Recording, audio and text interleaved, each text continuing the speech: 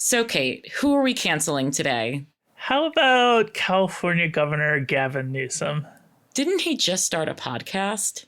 He did, and it's terrible. I hear they'll let anyone start a podcast. Allegedly. I gotta be honest, though, like, Gavin Newsome's not that guy. Like, what the fuck is he doing? Hey everyone, I'm Caitlin Burns. And I'm Christine Grimaldi.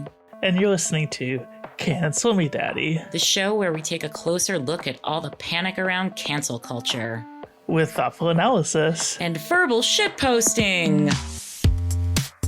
Hello, Christine, my friend. Hey, Kate. I can't today. It's a Monday, so that explains. Listen, we're going to struggle with us through this together. Yes, we are. We are in it, everyone, and we are there with you. So, Kate, you had made reference of Gavin Newsome as that guy, which has many meanings. But you had a meaning that I wasn't familiar with. Yeah, so I said he's not that guy. And I heard this term through gaming, actually, when there's like a cocky player in your multiplayer gaming lobby who like tries a spectacular play and just gets absolutely shit on.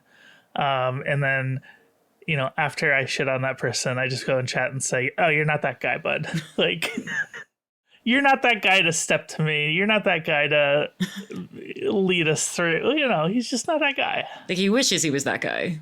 He wants to be that guy very badly. Mm-hmm. And we're going to talk about that, too. Do you think that there's any intersection with milkshake ducking? I think it's different concept. Because milkshake ducking is like somebody goes viral and then they find out later, oh, wait, he's a Nazi or whatever. Yeah. And this is just someone making themselves look bad. Yeah, this is a guy who is high on his own supply and got out over his skis and humiliated himself. Wow, look at us elder millennials dropping the lingo of the youth. No guest today. It's just me and Christine. The two baddies back at it again. Yeah. Let's get into it. Christine, I've got a rant. Please do. This fucking Gavin Newsome, this cretin with product in his hair. I already couldn't stand the guy, like, as governor for a lot of reasons. Mm-hmm. And then he goes and starts this idiotic podcast. For those who aren't familiar, we're talking about California Governor Gavin Newsome has a new podcast called This is Gavin Newsome. Christine, let me just tell you who his first three guests were. Oh, yeah. Ready for this? First guest, Charlie Kirk. Ooh. Second guest, Michael Savage. Third guest, Steve Bannon. Oh. These are some of the worst people on the fucking planet. And this is who Gavin Newsome thinks he needs to, like, have cross-aisle dialogue with. Yeah, that's coming strong out of the gate. 1, 2, and 3. I have lots of thoughts about this. I'm actually not even sure where to start. I have notes, but... Well, let me ask you a question. Is the podcast aimed to continue these kinds of conversations? Is he ever going to interview somebody with non-white supremacist, fascist, anti-trans views, or are we going for that like the whole time? What's the thesis statement of this podcast? His description on Apple Podcasts, and we have a description for this too for our own podcast. He says, I'm Gavin Newsome, and it's time to have a conversation. It's time to have honest discussions with people that agree and disagree with us. It's time to answer the hard questions and be open to criticism and debate without demeaning or dehumanizing one another. I will be doing just that on my new podcast, inviting people who I deeply disagree with to talk about the most pressing issues of the day and inviting listeners from around the country to join the conversation. This is Gavin Newsome. And this, I just keep flashing back to those like 90s kind of like drug scare commercials where like, and this is your brain on drugs. And I just keep picturing this like frying pan. And that's like the equivalent of the guests that Gavin Newsome is having on this show. Yeah, like in the description, he says, oh, we need to have conversations with people we agree and disagree with. But then he goes on to only bring on people he disagrees with. Like, so far, he has only brought on right-wingers. His show note itself says he's inviting people who I deeply disagree with to talk about pressing issues. And his first viral clip from his first episode of Charlie Kirk was him basically aligning completely, quote unquote, with Charlie Kirk on trans issues. That's how I first learned about this. It goes back almost to something I think you said in one of your recent Patreon posts. And I think we talked about it on the podcast too, because Gavin Newsom's quote was something to the effect of, well, I supported same-sex marriage, but wow, like, you know, we got to like look into this issue of trans people and women's sports. And again, it's like finding for these centrists, finding the most socially palatable thing, like, right, like marriage, right, an institution, and then going after something that is more quote unquote controversial, even though it isn't, and affects people's everyday lives and ability to exist in a public way in this country. Well, I have this whole statement here. I want to read it for you. Do you got a second? For you, yes. For Gavin Newsome, yeah. So this goes on for a little long because he likes to hear himself talk. So he goes, I was wondering, in California, and I've been a leader in the LGBTQ place, as you know, back in 2004, I was marrying same-sex couples. And I know we have different opinions on marriage equality. And so I've been at this for years and years. I take a bad seat to no one, a back seat to no one. The transcription had that wrong. But I was actually on the issue of sports, which in the last few years has just exploded, trying to understand the 10 athletes in the NC2A out of 510,000 athletes, but 5 athletes. But how profound. And even my own friend cohort, people saying, what the hell is going on? Why aren't you calling this out? When did this happen? So first of all, it's all garbled. Like, he doesn't know what he wants to say. Correct. He's not really a podcaster. He's a politician who is struggling without his teleprompter. Doesn't have that riz. No, he's not that guy. When did this happen? And then he goes, so it turns out in 2014, years before I was governor, he took office in 2019, there was a law established the legal principles that allow trans athletes in women's sports. But the issue of fairness is completely legit, so I completely align with you. And we've got to own that. We've got to acknowledge it. I don't say that through the prism of politics because you disagree with same-sex marriage on principle. And by the way, I value the fact that you're not trying to walk away from that principle because... What? But historically, I'm in the minority of it. That's his whole statement. Oh my God. It's painful to read. The clip is even worse. It's like he wants to break people up into little pieces instead of recognizing that people are like whole people, right? Like, you can't stratify certain issues and divorce them from the reality of being like a full participant in public life.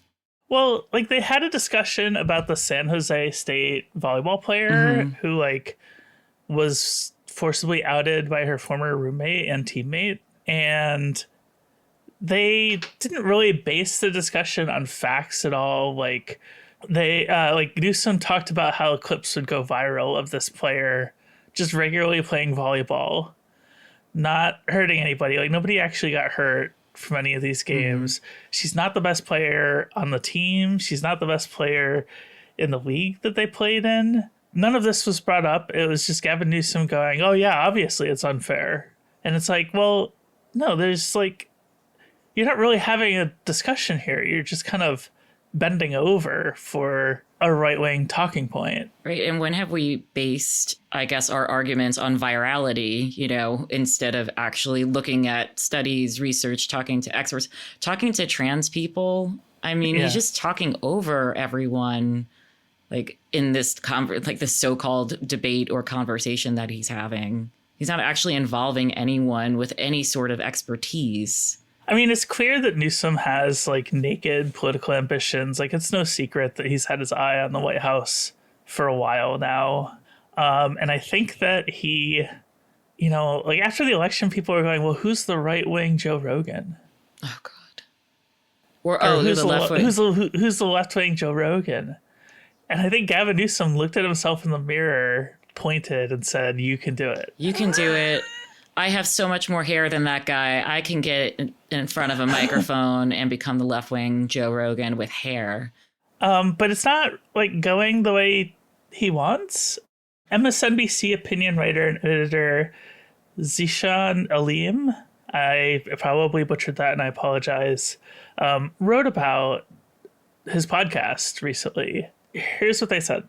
Listening to the Democrat, who as mayor of San Francisco 2 decades ago was at the vanguard of the gay rights movement, gushed with warmth and admiration for a far-right commentator who has promoted the racist Great Replacement theory, called for completely banning gender-affirming care for trans people, and described trans people as disgusting, mentally ill, neurotic, predatory freaks was jarring and disheartening. There was something that he said in that quote that you initially read about, we have to have like these discussions, arguments, whatever with people, but like they're not good faith participants, right? Like they're not coming to the table with good intentions. They're coming to the table with their like very virulently like racist, transphobic agenda. So you can't have a conversation that starts that way or from that place. He doesn't really know how to ask questions or have a debate. Like he's a politician. Like he's not a debater. He's not an entertainer. Mm-hmm. Like Charlie Kirk has infinitely more experience having an actual televised political discussion or dialogue than he is. And he's just letting these people like run over him and spew their talking points to an ostensibly liberal audience that would be interested in what Gavin Newsom has to say. Which is just mainstreaming this all over again. It's mainstreaming of trans panic again. Exactly. But like, I wanted to ask you, like, what do you think his end goal is with this? Oh, I think it's the White House. Like, how does this help him get to the White House? I don't know. How did Democrats think that any of their like shit policies, especially in like those last few months before the election, were going to get them the White House against Donald Trump? Like is he thinking that like these same guys that he's talking to now aren't going to like completely try to murder him in the political arena if he's the like Democratic nominee for president? Like these guys are all going to pull their knives out. Right. They're never going to actually go to their supporters and say like, hey, you should vote for Gavin Newsom. Like, I don't understand what he gets out of this other than like the veneer of seeming bipartisan. Well, and even then, like, are Charlie Kirk's listeners tuning in to Gavin Newsom's podcast to hear him interview Charlie Kirk, or are they just bypassing that entirely and listening to Charlie Kirk's various media properties, right? Like they're not even going to get the Gavin Newsom message. He's not going to get the like mythical, like, right-wing voters, just whoever is out there that he thinks is going to get over to his side. A little bit of inside baseball here. Mm-hmm. This is a iHeartRadio podcast, like they're producing it. And iHeartRadio used to be called Clear Channel. And I actually worked for Clear Channel. It was my first job out of college. Okay. I sold radio advertising on fucking Rush Limbaugh's show. Like that was my first job. It was horrible. Like I didn't listen to the channel. Like it's not like I had an ambition to be like, yeah, I'm gonna be the guy selling Rush Limbaugh ads. It's just, it was the job I could get. And the group of stations that I worked for in Springfield, Mass. also had the Red Sox, and I was a freshly minted sport management major. So I was like, yeah, I have a job in sports, working at the local radio station. You must have felt like so good at 22, starting out in like sports media like that. I was so full of shit. I gotta be honest with you. God, I miss being like full of shit. Now I'm just fucking tired. But like Clear Channel built its empire on right-wing AM radio. Like they were the ones who made Rush Limbaugh like famous and made him millions of dollars. And they built out a whole right-wing radio like content group and did not do the same thing on the left. So I find it interesting that this is how they're now producing this Gavin Newsom podcast, and it's only Gavin Newsom like rolling over for right-wingers. And again, like platforming and mainstreaming this stuff to like, I guess, whoever is going to listen to this podcast, I presume like centrist white guys and maybe some women like himself. And then that's just going to reinforce like transphobia within them. Maybe make them go to their school boards, and any hope that like we have of rolling back some of those policies, you know, diminishes. Yeah. Like, who the fuck is listening to this show? I don't know. Kimberly Guilfoyle. Well, she's single again. Is she? Yeah. Do you want to tell listeners who she is and what her connection to Gavin Newsome is? Yes. And this is not sexism. This is just what the fuckism. She used to be married to Gavin Newsome, and then she was Donald Trump Jr.'s girlfriend, like throughout the entire first Trump presidency, and even into like the Biden years, right? And then he just dumped her. I don't even know if she realized that she was dumped, because he started going out with somebody else, and I think like she was kind of kept to the side, and she maybe some sort of diplomat or ambassador somewhere. I don't know. But like the distinction of having either been married or dated to like two really despicable people is something. And yes, I know that does not, there's a real flytrap essay that I want to write, and I've been thinking about it since probably like the Brett Kavanaugh hearings, which I know that you covered very closely on Capitol Hill, because by that time we had switched lives and jobs. And, you know, like, I don't think... It's like trading places. Yeah, it is. A movie that, like... Oh, Jeremy had me watch that movie. Did I ever tell you that? No. Him and his best friend, Ivy, had me watch that movie, and they prepared me for, like, 20% of this is not going to hold up. And that included... The blackface yes, scene. the Al Franken in blackface. And I was like... Wow, like, you being, like, a generation older than me really does make different movies. Like, what is happening? Yeah. By that point, I had already covered like Al Franken's other demise on Capitol Hill. So, it was like trading places. Anyway, where were we? It was somewhere good. Kimberly Guilfoyle on December 10th, 2024. President Trump nominated her as the U.S. ambassador to Greece. Wow. What a consolation prize. Oh, yeah, that's what I was saying. Like during the Kavanaugh hearings, I just became very interested in women who cop for bad men, right? Who like stand by their side. And like, I don't think that a woman should have to take responsibility for like the person that she's in a relationship with, her husband, typically like allegations of sexual harassment and abuse and things like that. And also we know that like white womanhood has been used as a cover for, I don't know, since like before recorded history to legitimize men's bad actions, right? And like, so having her sit behind him at those hearings kind of negated the whole Christine Blasey Ford of it all. So I do think that there is some sort of argument to be made that like it's not a but it's an and also. She was by the way, people might remember her from 2020. She gave like this crazed campaign speech in like Trump's last rally, which is like on, I think, the White House lawn, possibly. It stretched the bounds of legality, but she was like the crazy-eyed Republican woman in red. Sure, that wasn't Jenny Thomas. No, it wasn't Jenny Thomas. No, it wasn't Jenny Thomas. I have it here. We'll put a link in the show notes, but like it went super viral with people like making fun of her. I don't know how this got turned to Gavin Newsome's ex-wife. I don't know. She has magnificent hair too. Like we've talked about this a lot. Like, you know, during the first Trump administration, I was held together by whiskey and dry shampoo. Yeah. This administration, I like, I'm not even brushing my hair. I really need to like get back into that, everyone. So, and just like these spectacularly evil people are just like coming out with the blowouts, and what the fuck? I think Republican women, like, I think they condition their hair with the blood of migrant children. Oh, Jesus Christ, Kate. I think that's the secret. They have a lot of secrets. And we all know that those who pray loudest in church usually have something to hide. So back to Newsome, like, there's a larger discussion to be had.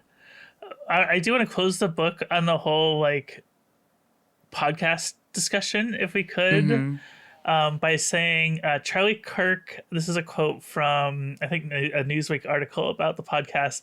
Charlie Kirk later said, quote, "Gavin Newsome was being overly effusive in his praise of me." So even this guy's calling bullshit on Gavin Newsome. Yeah. How nice do you have to be to the Nazi that you are platforming? But I think that Newsome's instincts are part of the problem with the Democratic Party today. Yeah, it goes back to all the punditry that you've talked about for years. Yeah. There's this instinct with national Democrats especially to always search for the bipartisanship when it's just not needed. Correct. And you saw that again with Chuck Schumer last week with the continuing resolution to keep the government open. Like, Republicans completely cut Democrats out of the process on that continuing resolution and, like, came up with their own bill. House Democrats banded together. All but one of them voted against this bill. The one was Jared Golden of Maine's 2nd District, who's, in my opinion, a Democrat in name only. And it went to the Senate. The Senate had the chance to filibuster the continuing resolution and shut the government down so that Trump and Musk, like, at least had to hit pause on their evisceration of the Constitution. And Chuck Schumer and a group of senior Democrats just decided they were going to vote for cloture and let Republicans do whatever they want. Yeah, including jeopardizing, like $1 billion worth of funding for DC, even though it's our fucking local tax dollars. Yeah, it affects you more personally than it affects me. It affects our pre-K3 chances, too. Like, affects everyone on Chuck Schumer's staff who has kids, lives in the district. I mean... Yeah. And I think that they had, some separate bill to, like, resolve that. But the message that it sends is that DC... again, is beholden to the federal government. What they say goes, we can only exist within their framework. And, I turned to my spouse this weekend and I was like, what they did just now, they're going to do to get an abortion ban here. Like, that's how they're going to do an abortion ban in DC. That is a total abortion ban. And since DC is a rare, all stages of pregnancy kind of haven, like, that scares the shit out of me. We are already getting people from across the country plus locals as well. Yeah. And the ripple effects that has.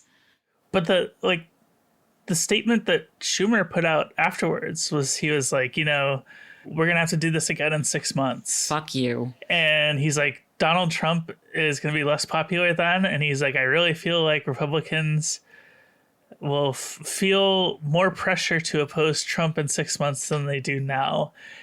And I'm sitting there and he's like, and I think they'll work together with us on this. And I'm like, why do you want to work together with them? Why don't you try to beat them? Like, you don't have the votes, but you can really fuck with them. They just took over all 3 branches of the government. The entire country knows it. And if the first thing that happens is the government shuts down, you make them look like incompetent boobs. And you shut down the great swindle of Elon Musk looting the federal government right now. You have the chance to control the narrative a little bit, and he just rolls over and dies on the hope that in 6 months things might change.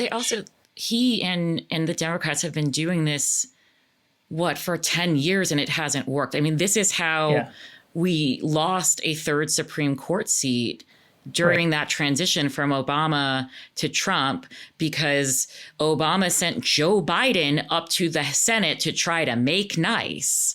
That wasn't going to happen then, and that's certainly not going to happen now. Like, how politically inept, willfully so do you have to be? Yeah. I wrote a Patreon blog post earlier this week where I said Democrats like Schumer are trying to play 3D chess, and the Republicans just keep taking out a sledgehammer and destroying the whole board. Yeah. And it's just really frustrating. Like, Democrats need to learn how to be an effective opposition party. They have already ceded the agenda in politics, in the press, to Republicans. Right. They control the language. They control the language. They control the language. Transports, they control the framing abortion, of all the issues. Right. Life of the mother exception. That's what is that? That is a Republican phrase. Right. So they're not an opposition party, and they're always looking for this bipartisanship that just is never returned. And now, by the way, let's say 6 months from now, things do get worse. Republicans can say, well, Chuck Schumer voted with us on that before, so it's at least partially his problem. And also, here's the other thing. Democrats in the Senate held together to filibuster a trans sports ban just like last week. So now Republicans can turn around and say, well, they held together and voted against the trans bill, but they didn't stop this, so maybe they are for they, them. It's the they, them ad again. I can't. Oh, my God. We had that discussion, though, where I called you. I don't know if I was like in a panic or just like, I was like, how do we fix everything? And I thought like we basically needed the left's version of that. Like we needed like prime time advertising. But you were actually the one who kind of talked me like down from that, because really like who's tuning in? I mean, I know that commercial was effective, you know, because it was aired during like the World Series or whatever. But I don't know that necessarily is the correct strategy for, you know, Democrats, liberals, the left, like whatever you want to call it. Yeah, I mean, I think Democrats have gotten so used to activists doing all their dirty work for them. And I think the activists just kind of have had it. Like, if you go back to the gay marriage debate, which Gavin Newsome referenced in his podcast interview with Charlie Kirk, like he talks about how he was, quote, a leader on the LGBTQ front just because he married a couple people in 2004 as the mayor of San Francisco, of all places. Back then, Democrats also were not sticking up for gay people. Like Obama was anti-gay when he was first elected in 2008, which is well after Massachusetts legalized same-sex marriage in 2001. It was activists who were out there like countering Republican talking points, and Democrats followed, you know, the culture on that. Yeah. And they have the same instincts now, but like, I think they need to not be afraid to counter message. Like, that ad was running and Kamala Harris never made one statement about trans people the whole while she was getting hammered on this. Like, she never came out and actually laid out what she actually thought about trans people. She never defended her former position that she used in that video. Like, none of these Democrats have really fought much on trans issues. And seeing a guy like Newsome kind of just roll over in that setting, like, there are counterpoints to everything that Charlie Kirk says, and his audience didn't get any of them. Well, and you know what? Because we are such esteemed journalists, and we worked at a place where there weren't at least false equivalencies. We were sent to places like CPAC or to the Value Voters Summit where Tony Perkins was. Like, I've interviewed the head of the Susan B. Anthony Society Association. Like, I guess I know how to talk to those people if they are willing to talk to you, and things have changed too, right? Like now a lot of it is like, let me try to get not just activists, but like journalists on camera, edit it and like, you know, release it and make people look bad. But there is a way to not platform these people, but still extract information from them. And I think the best people positioned to do that are journalists. I say that with some hesitation because the mainstream media has been so bad, especially at trans and abortion issues. But there are ways to do it. And I don't think, like to your point earlier, that a politician is the right person to do that. Yeah. I don't see the point of it all. Can I drag Chuck Schumer again before we go? Absolutely. Yeah. So Chuck Schumer, and there are stories about this. Like, he still uses a flip phone because he is, you know, we've kind of used like a gender neutral like bitch on this show. How do we feel about the word pussy? I mean, I'm down. Okay. I would like to use this in the most empowering way possible. Okay. Chuck Schumer is such a fucking pussy because he doesn't want to leave like a trail of discovery, right? Like, and actually, like, that's actually like kind of a smart and strategic move. It's like, it's why he doesn't like have a BlackBerry or had one or like have an iPhone. Like, he doesn't want to like leave, I guess, like a paper trail of like whatever, like democratic strategies that he's coming up with. Not that any of them are smart, right? There are rules on, you know, the House floor, the Senate floor, where you're not allowed to use electronic devices, right? So I'd be waiting off the Senate floor by the elevators. It's where like all of the reporters would be like in our little scrums, like waiting for people to come out. And Chuck Schumer would come out and he would put that motherfucking flip phone up to his ear and, you know, like the little bottom of it, like the receiver, like down to his mouth. And he'd be like, he would kind of gesture at us like, you know, like, sorry guys, like I'm on the phone. And I'm like, you know, you're not. Like, you know, like you are literally not on your phone because you are not allowed to be on your phone on the Senate floor. So like, just fucking talk to us. That's where the pussy thing comes in. It's so frustrating to watch him try to ignore the problem of Trump. Like, just like he tries to ignore the problem of reporters, just like he tries to ignore the problem of protesters. He's canceled. Like, he's going on some book tour, I guess, like about American democracy because he's so qualified. And he's canceled appearances in DC and New York because he's afraid of protesters. Meanwhile, I saw a skeet about this morning. Like, there's been massive protests outside of like his like house has like a public address. Like, people have gone outside there. Like, they're gonna follow you like where you go.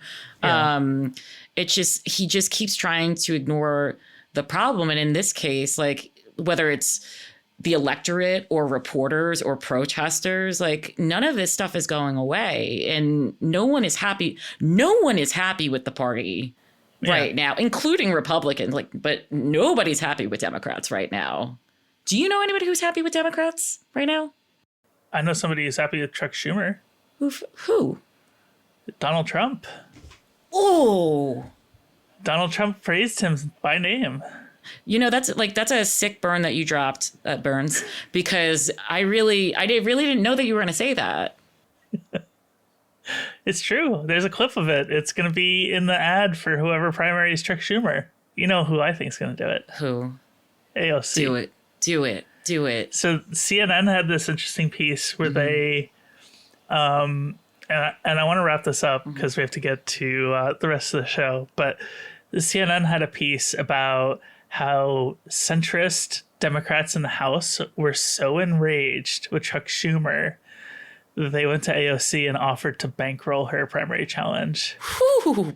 Yeah. Like, Nancy Pelosi put out a statement that it didn't say Chuck Schumer's name, but basically eviscerated Schumer. And that's interesting because the two of them have been in lockstep for so long. And Nancy Pelosi is such a disappointment that if you piss her off by playing too much or pandering too much, you really have fucked up. I mean, she's kind of the kingmaker of the Democratic Party right now. Still is. And Hakeem Jeffries, this is funny. Like, Jake Sherman is kind of like an empty suit standing in as a political reporter, but yes, I know he does have access.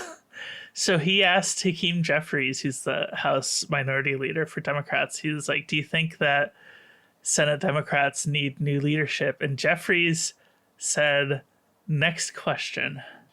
Ooh, interesting. Which is not a non-answer. Interesting. But anyway, everybody's mad at Chuck Schumer. Like, Gavin Newsome is useless. By the way, I've hated Gavin Newsome for a long time. Like, yes, he is a Democratic governor who has passed ostensibly some good policies, but he's also like anti-housing. He's anti-public transportation. Kate, friend of the pod, Meredith Shiner, who we had on recently, has written an article for The New Republic, I believe, about everyone should primary.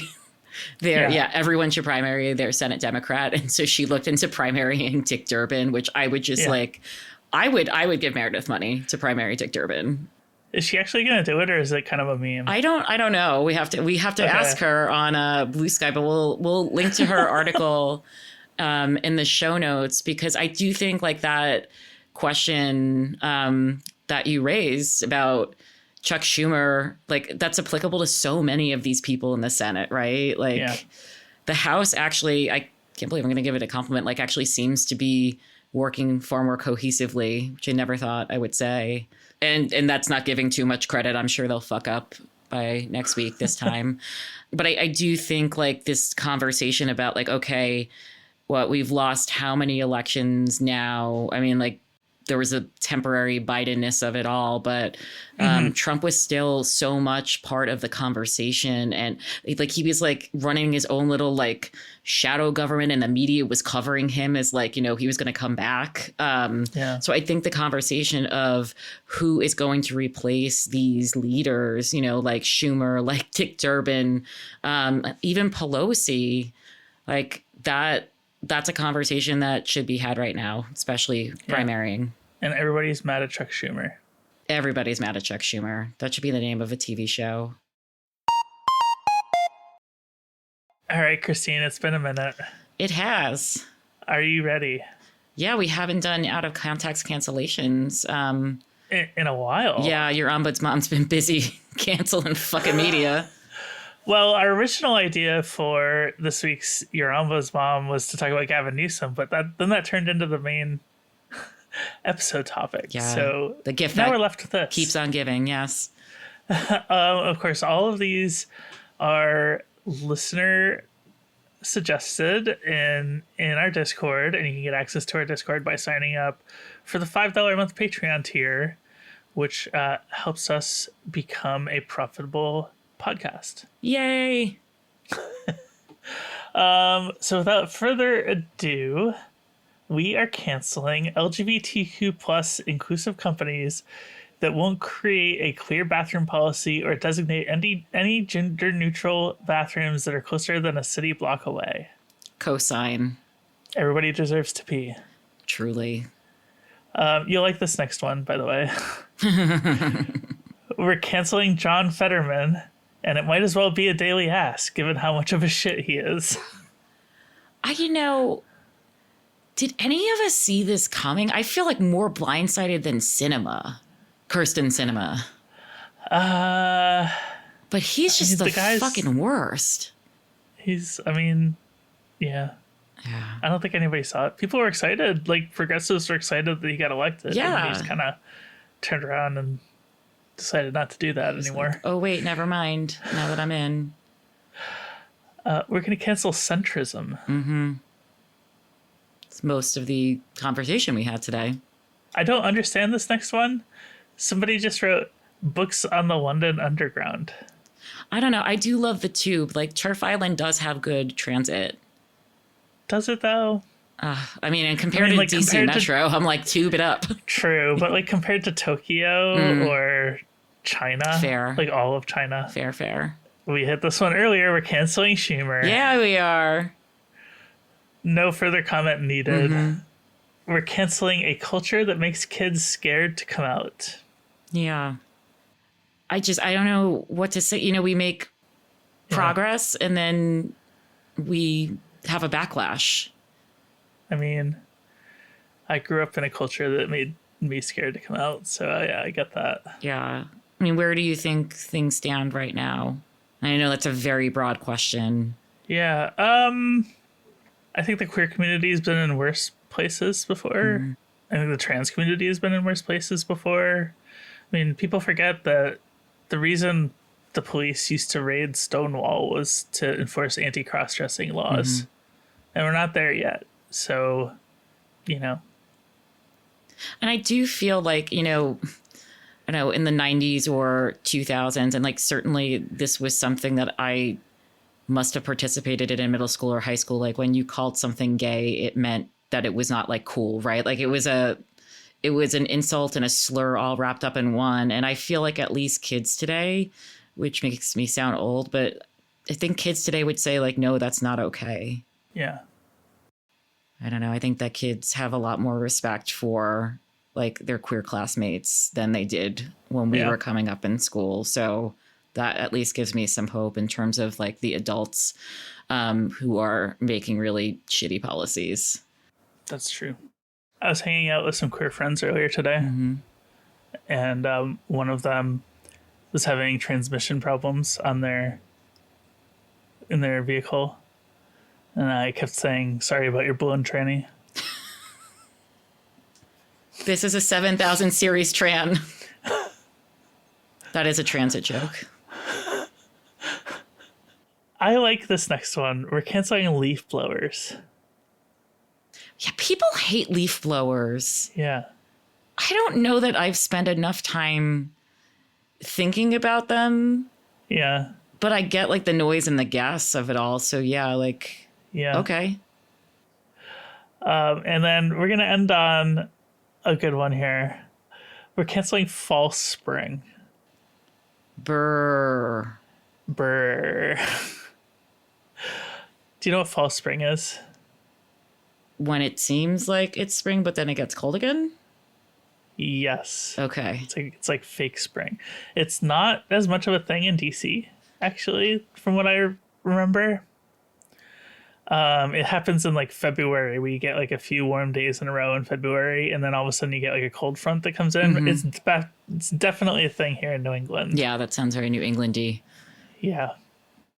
Again, if you want to contribute to adult contents cancellations, you can do so in our Discord server. Cancel Me Daddy is a Flytrap Media production, and today's show was made by me, Caitlin Burns, my incredible co-host Christine Grimaldi, and our amazing editor, Maria Paleologos. Dee Peterschmidt made our theme song, and Romy Tirico designed our graphics. Ads by Multitude Productions. Our show is made possible by the incredible cancelers supporting our work, especially the member of our Canceler Hall of Fame, with the great power to cancel all their enemies, Meg. We appreciate your support. Happy canceling!